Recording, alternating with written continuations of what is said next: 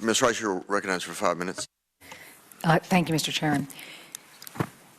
I feel like I missed something here. I'm just trying to figure out why, and maybe Mr. Murray, you can answer this question.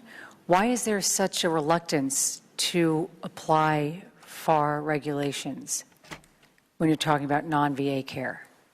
If you can give that answer succinctly, because I have a lot of other questions. Mr. Giddens, it's become a $7 billion backstop. Right?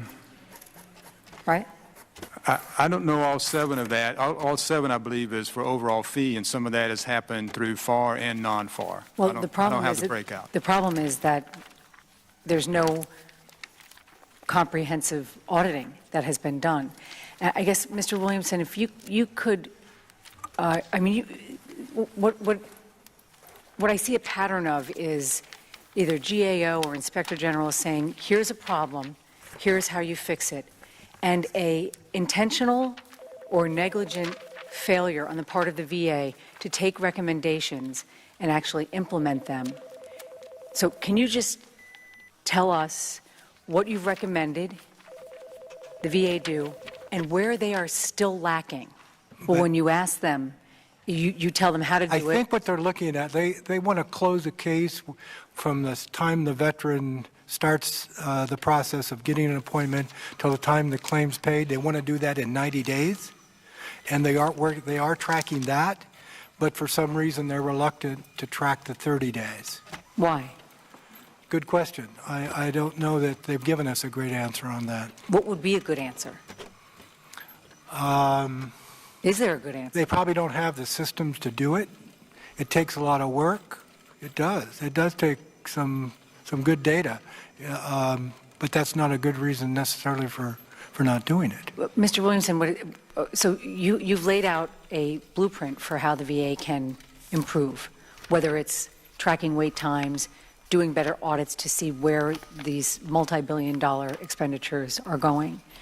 And I guess maybe there isn't an answer to this, that it seems to me that you have not been able to get any satisfactory answers as to why your recommendations have not been implemented. And maybe you're not the right person to answer this, but I don't know if anyone at the VA, I haven't heard Mr. Murray give any explanation as to why. So the problem is that there will be no overall cultural shift at the VA unless there is meaningful oversight, whether you're talking about this issue or you're talking about how whistleblowers are treated or anything else. And that's really at the heart of the problem, isn't it? Comes down to accountability, and it's not there. Thank you, Mr. Williamson. I yield back, Mr. Chair. Thank you, Ms. Rice. Mr. Lamborn, you're recognized for 5 minutes. Chair recognizes Ms. Rice. Thank you, Mr. Chairman. Mr. Steinbeck, I just want to ask you a couple of questions. How does the intelligence community qualify an elevated threat from online inspired terrorists? So, we all know how that, when they raise the threat level, but specifically with this online communications, how do you rate what level the communication, how it rises to something that you really are worried about? So it's I think a simple question with a complicated answer. There's lots of pieces: the volume, the specificity, whether or not they've identified willing sympathizers who will do something. There's a lot of pieces that go into it, and many of those factors are present now. So are there any difficulty? What's the biggest difficulty in terms of being accurate when you are trying to rate the level of a threat?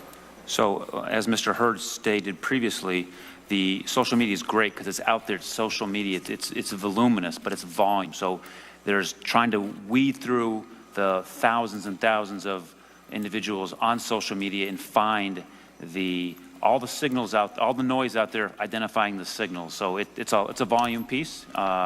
Looking at social media requires a different business process that we do things with, and going from there to finding a credible threat. It's a very difficult process. Well, yeah, it seems like it would be. We've been talking this whole time about online communications, online radicalization. Is there any physical presence of either ISIL or al-Qaeda doing face-to-face recruiting here in this country? So I would say we have, of course, a small number of returned foreign fighters. We have individuals who've been overseas and returned to the U.S. Where they are and who they are is probably an intelligence gap for us. I would say our best estimates are we don't have ISIL sitting in the United States. We've got individuals who have taken up the call to arms based on ISIL's messaging. Right, but not everyone who has gone and come back becomes a recruiter. So I'm just curious as to whether there are people who don't go anywhere, aren't on the internet, and are actually in a physical place, actually doing, whether in tandem with the online recruitment, actual face-to-face recruitment. So you're talking about a classical, the homegrown violent extremist, the lone wolf. There are a number of factors that would cause somebody to radicalize. It doesn't have to be online. It could be a friend, an associate. Other factors may cause that person to become radicalized. Online just happens to be, when you look at the spectrum, by volume, the highest percentage. Okay. If you're asking, do we have core al-Qaeda coming to the U.S. and sitting here, or core ISIL, I think we look at that intelligence gap all the time, but I would say for the most part, no. Okay. Thank you. I yield back my time. Thank you, Mr. Chairman. Mr. Duncan's recognized. Ms. Rice, you're recognized. Thank you, Mr. Chairman. Mr. Secretary, I just want to make sure I heard you correctly. You said you found out about the extent of this, or the shortfall in May? Yes. So I believe that we were given information, this committee was given information, that the shortfall was actually discovered as far back as either February, or we actually think it goes back to even December. Can you explain that discrepancy? So that just sounds like semantics to me. In what way? You knew about a shortfall. You just don't want to say those. It sounds like you just don't want to say that word. No, I think it gets to, do you have a solution? I think what we said is we thought we had a solution until about the middle of May. And that solution fell apart as we tended to work the different options for that solution. Okay, so We said that earlier in the hearing. Mr. Secretary, so if you can put it in 30 words or less, the reason for this shortfall is to tell me, a Hep C, just give me an idea. Concisely. Well, the easiest description is more veterans are coming for care. 7 million more appointments than a year ago. So that is the reason. That's the reason. So I kind of feel like this is, you see the movie, Mr. Chairman, I don't know, Groundhog Day. I feel like once again, this committee is sitting here with members of the VA, whether it's you or Sloan Gibson or anyone else, talking about a crisis in the VA, right? That's a recurring theme. Another request for yet more money. And the most disturbing point to me is a complete and utter lack of accountability. Yeah, I don't agree with you, obviously. And remember, this money is already appropriated. We're not asking you to appropriate new money. What we're asking you to do is use money that's already been appropriated for the choice program for care in the community to be spent for care in the community. That's what we're asking. Then how are you going to It's already appropriated. Then how are you going to pay for care in the community next year? Well, what we're asking for is a part of the choice budget. What we've talked about is let's put together an integrated way of doing care in the community. One budget, one way to do it, not the 7 that we have today that members of the committee have already said veterans don't understand, members of the committee don't understand, and our employees have trouble actually executing.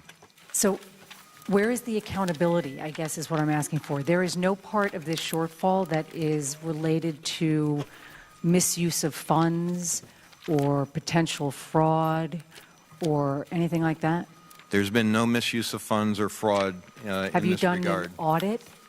Have you had someone maybe externally do an audit? Just yes or no? We have done an internal reconciliation of these, but I know. So is that a yes or a no? we have not had an external audit. Okay. Well, I think that might be a good idea, yes or no? No, I'm not sure it's necessary, but I think that we have 40% more authorizations for care in the community. You asked us to make sure that no veteran was waiting more than 30 days for care. We've done that. That's exactly what we are trying to do. Okay, and what I think is disgraceful, just because I have about 20 seconds left, Yes. is for you to insinuate that by not giving money, no one on this committee cares about veterans. Oh, I think you- Hold on I- a second. I am so sick and tired of that insinuation, and I yield back my time. Thank you, Mr. Chairman.